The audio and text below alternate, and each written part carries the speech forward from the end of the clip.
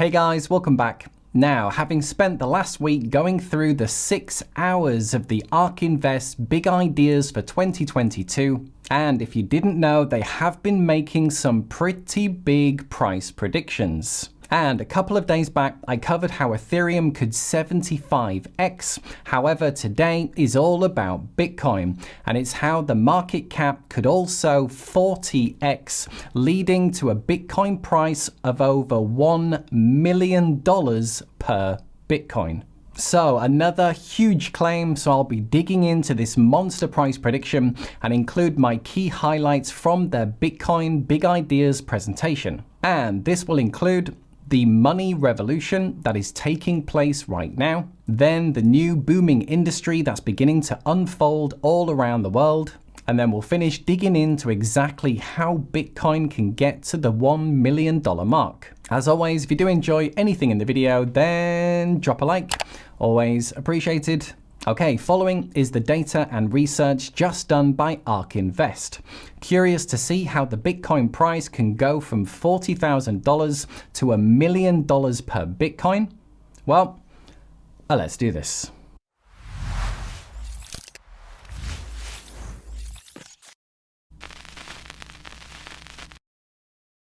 Okay, so to kick things off, we're going to try and answer the question, just what the hell is going on with crypto? Which is something that everybody is trying to figure out. And Ark Invest has tried to simplify things, and they've put it into 3 distinct buckets, as they call their 3 revolutions. There is the money revolution, the financial revolution, and the internet revolution. Now, when it comes to the money revolution, this is where they see Bitcoin as the one and only true competitor, where we're going from a fiat currency and central banking system to a global decentralized money. And this is what we're going to take a closer look at today. Then we have the financial revolution, which is the traditional financial services world, or TradFi, and the new decentralized finance, which is rebuilding everything from the ground up. And this is where Ethereum really is dominating, which I covered a couple of days ago. And then we have the internet revolution, where we go from corporate-owned platforms over to a user-owned web.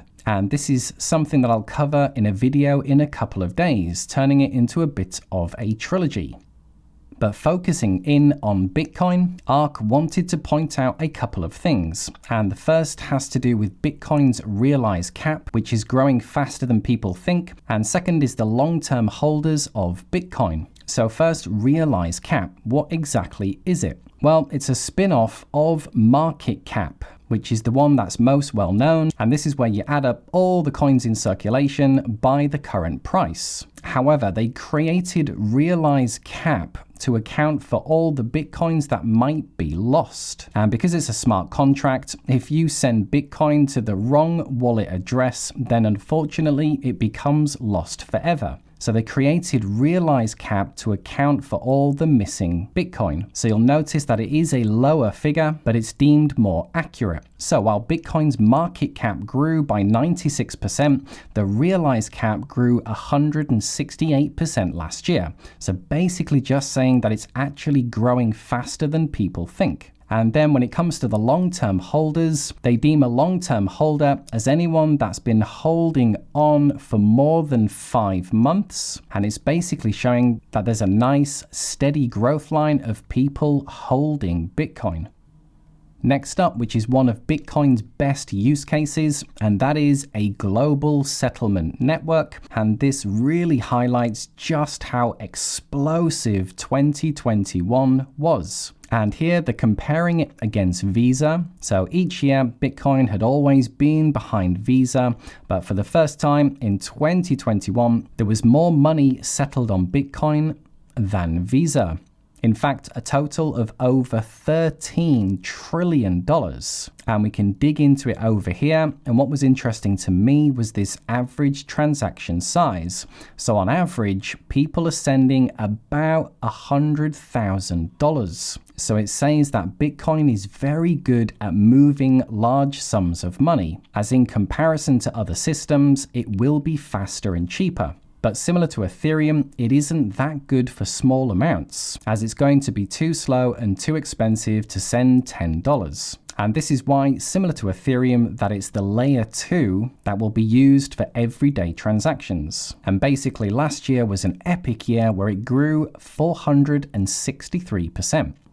Next up, they highlighted the growth of institutional holders, and they broke this down to exchange-traded products, countries, and corporations. So very interestingly, the ETPs amounted to 4% of the current supply. Now, we're all waiting for the big US ETF. However, they have gone live already in Canada and Brazil, and there are also other ETPs in Europe. Next, we have about 1% of Bitcoin supply is now being held by countries, 1% being held by public companies, and 1% held by private companies. And added together, this is about 8% of Bitcoin supply.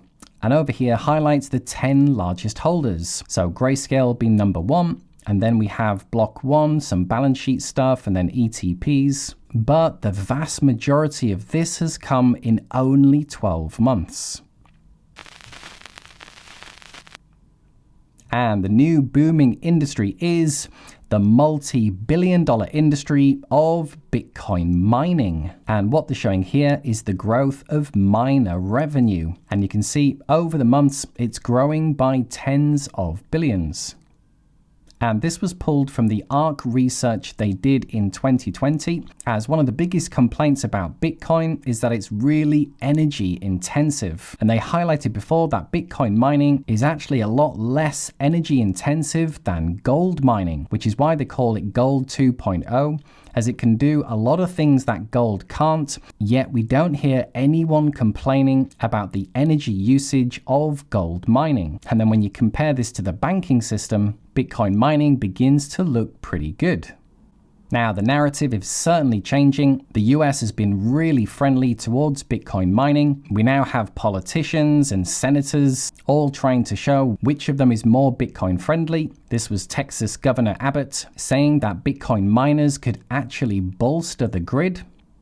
Just when we thought Russia was putting a ban on crypto mining, Putin came out and said actually Bitcoin mining has its advantages in Russia, and in fact Russia has a competitive advantage, and they're looking to take a slice of the Bitcoin pie. And finally, probably the part that everyone's been waiting for, how does Bitcoin get to $1 million? Well, here we have the value of the major asset classes, and we're working in the trillions of dollars. So this is 220 trillion for global real estate.